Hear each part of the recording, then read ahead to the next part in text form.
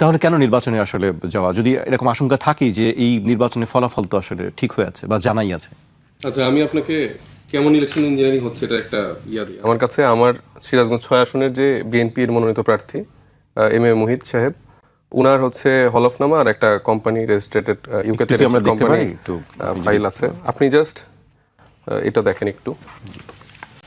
তো আমি একটু ছোট করে গল্পটা বলি, তাহলে তো বুঝতে ভালো হবে। তো আমাদের তো কাজ না ধরেন কে দ্বৈত নাগরিক বা কে ঋণ খেলাপি এটা বের করে, এটা কি একজন প্রার্থীর কাজ?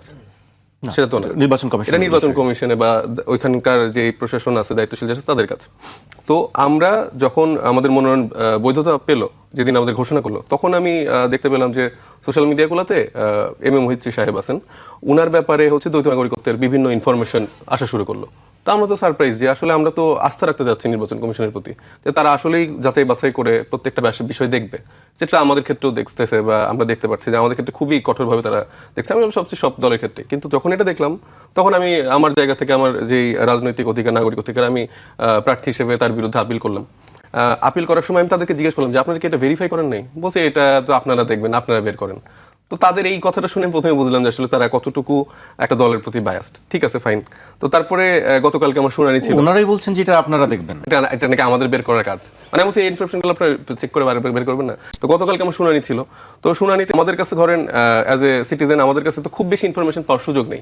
এই যে আপনি দেখেন, এটা একটা মানে ইউকে.গভর্নমেন্টের অফিসের কোম্পানি রেজিস্টার্ড একটা জায়গা। আমি এখানে মুহিত সাহেবের যেই ইলেকশনে যে হলফনামা দিয়েছে, সেখানে দু একটা ইনফরমেশন বলি, আপনি জাস্ট একটু মিলাই নেন। একটু 3 নাম্বার পেজে দেখেন ওনার নাম কি মুহিত দেয়া আছে কিনা। থ্রিতে মুহিত দেয়া আছে। তারপরে আপনি এরপরের কয়েকটা পেজে যান, প্রবাবলি এটাতে, এখানে ওনার মেয়ের নাম হচ্ছে শামামা মুহিত কন্যা, এই যে এখানেও কিন্তু সেটা দেয়া আছে। তারপরে এখানে ওনার যে বয়স, ওনার বয়সও সেম। তারপরে ওনার যে ওয়াইফের নাম সেটাও সেম। তো এখান থেকে তো মোটামুটি তার দেয়া প্রাপ্ত তথ্য অনুযায়ী কোম্পানিটা রেজিস্ট্রেড হয়েছে ইউকেতে, এবং এটা ইউকের অফিশিয়াল ইউনাইটেড কিংডমের রেজিস্ট্রি।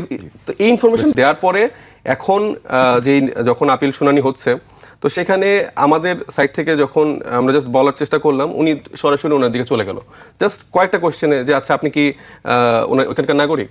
মানে উনি পারলে কোয়েশ্চেনের উত্তরটাও দিয়ে দিচ্ছে। উনি বলার চেষ্টা করছে যে না, আমি মানে সারা জীবন পড়ালেখা এখানে করছি, তারপরে 15 বছর ওইখানে পিএইচডি করছি, এরকম সে ইনফরমেশন দেওয়ার চেষ্টা করলো।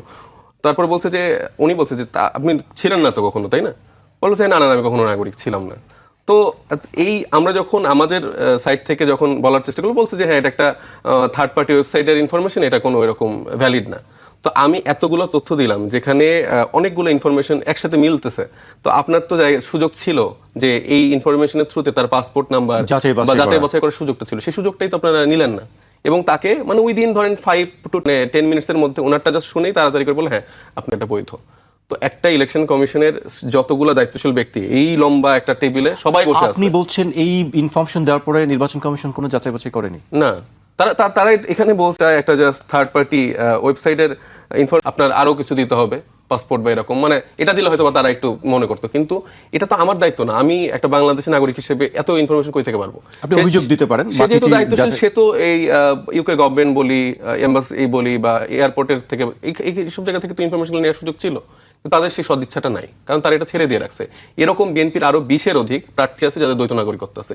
কালকে শুধু একটা মাত্র ইস্যু, যেটা ঋণ খেলাপির হাসনাত আব্দুল্লাহর সাথে যে প্রার্থী আছে, তারটা শুধু অবৈধ ঘোষণা করা হয়েছে। কিন্তু আমাদের কাছে যেটা রিডিং, সেটা হচ্ছে যে তারা আইওয়াশ দেখিয়ে যে দেখেন আমরা কিন্তু সততার বিমূর্ত প্রতীক, আমরা হচ্ছে আপনাদের প্রতি বায়াসড একটা ইলেকশন কমিশন, বিএনপির প্রতি কিন্তু আমাদের কোনো বায়াসনেস নেই। কিন্তু বাকি সবগুলো এরকম করে চড়াই উত্তর করে পার করে দিয়েছে।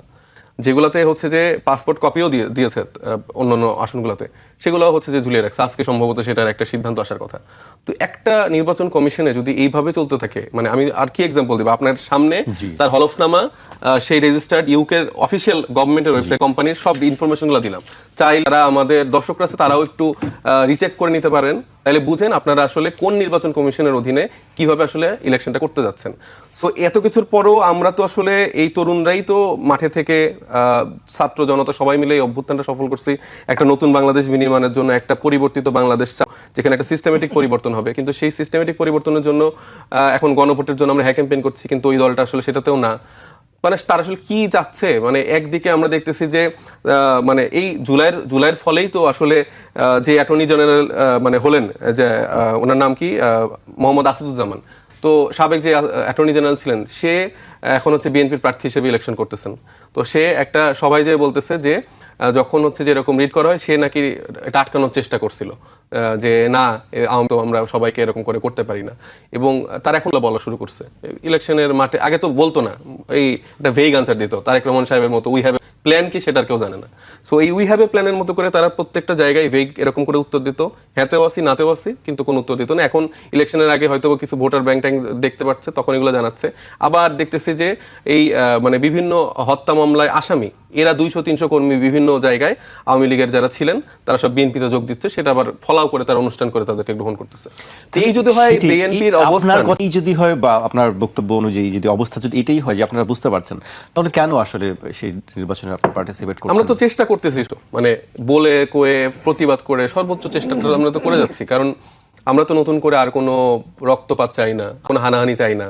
আমরা চাই নতুন বাংলাদেশে এই ফ্যাসিবাদ বিরোধী সকল শক্তি মিলে একসাথে। আমার আপনার মতো পার্থক্য অবশ্যই থাকবে, আমি আমার আইডিওলজি নিয়ে, আমি আমার মুভমেন্ট বা আমি আমার জায়গা থেকে যে ইশতেহারটা জনগণের জন্য আমি রেডি করেছি, সেটা নিয়ে আমি তার দাঁড়ে দাঁড়ে যাই। সে যদি মনে করে আমাকে ভোট দিবে, প্রশাসন জাস্ট নিউট্রালি তাদের জায়গাটা পালন করুক, না এনসিপি, না জামাত, না বিএনপি, না ভাইদের কারো পক্ষে তো হওয়ার দরকার নেই। এই চেয়ারটাই বসছেন, আপনাদের একটা অর্পিত একটা আমানত, সেটা আপনারা পালন করেন। এখানে কাউকে আলাদা করে সুযোগটা তো দেওয়ার দরকার নেই, কিন্তু তারা না করে এইগুলা করতেছে। এবং এই যে বিএনপি যেসব সিনিয়র লিডাররা আছে, তাদেরকে তো আমি সম্মান করার চেষ্টা করি, কিন্তু তারা যেসব ভাষায় কথা বলে তাদের উপর আস্তে আস্তে সেই সম্মানটা।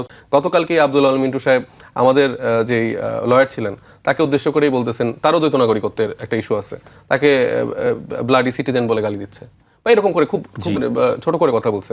তো এই ব্লাডি সিটিজেনদের কাছে আপনারা এখন এই ভোটের আগে টুপি পরে ইসলামী লেবাস ধারণ করে হঠাৎ করে যে হচ্ছে ভোট চাবেন, ক্ষমা চাবেন, আমি একটাকে অ্যাড করি, এই যে টুপি পরে ভোটের মাঠে নামা বা ইসলামী লেবাস, এটা তো আমরা দেখছি সব রাজনৈতিক দলে করেনি। তো এই যে ওনারা যে এরকম করে শুরু করতেছে, কিন্তু আমাদেরকে তো তারা ওইভাবে তো মূল্যায়ন করে না, কারণ ভোটটা পেয়ে যাওয়ার পরে আব্দুল আল মিন্টু সাহেব থেকে শুরু করে আপনারা নতুন করে এই সালমান এফ রহমান তৈরি হইতে দেন, তারপরে ওই আওয়ামী লীগের সময় যেসব বড় বড় লোকজন ছিল যারা আসলে মানুষই মনে করতো না, এরকম অলরেডি কিছু ফিগার তৈরি হয়ে গেছে, সালাউদ্দিন সাহেব থেকে শুরু করে অনেকে তৈরি হয়ে গেছে।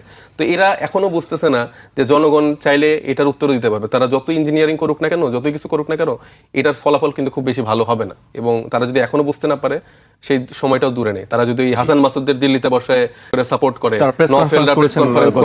হচ্ছে যে তারা বাংলাদেশের ভিতর বিষয়ে এখন কথা বলা শুরু করে দিল্লিতে বসে বসে, এটা তো কারো শেল্টার ছাড়া তো তারা সুযোগটা পায় না। অ্যাটর্নি জেনারেল এই হচ্ছে যে সালাউদ্দিন সাহেবরা এদেরকে সুযোগটা করে দিচ্ছে, এই বড় গলায় কথা বলার সুযোগ করে দিচ্ছে। মাসুদ ভাই আছেন আমার সামনে, কিন্তু তারপর প্রশ্নটা আপনাকেই করছি। আমি কথার মধ্যে বলছিলাম যে আসলে নির্বাচন আসলেই আমাদের লেবাসটা কেন পাল্টাতে হয়? শুধু এবারের কথাই বলছি না, আমি অতীতের অনেকবার দেখেছি, অনেক যে নির্বাচনের আগেই আমাদের এটা পাল্টে যায়, বদলে যায়। এটা কেন? এটা হচ্ছে আমি বললাম যে আমরা যেই নতুন এটা সমর্থন করেন, আমি সমর্থন করি না। ধরেন আমি কিন্তু প্র্যাকটিসিং মুসলিম, কিন্তু ধরেন আমি জিন্স পড়তেছি, তো সে না, অনেকে প্র্যাকটিস পারে, সেটা তার ব্যক্তিগত চয়েস, এটা আমার কোনো রাইট নেই তাকে বাধ্য করা যে তোমার প্র্যাকটিসিং মুসলিম হতে হবে। সে তার মধ্যে যদি সেই ঈমান আকীদা না আসে, আমি আমার জায়গা থেকে তাকে সর্বোচ্চ বলতে পারবো, সে যদি আমার কাছের মানুষ হয়, কিন্তু জোর করে কারোর উপর চাপাই দেওয়ার আমার রাইটটা নাই। এখন ধরেন যে আমি এখন ফেক করে আমি টুপি পরে আলাদা করে মানে সারাদিন হচ্ছে এই কাজগুলো করছি, ওটা তো আসলে ঠিক না।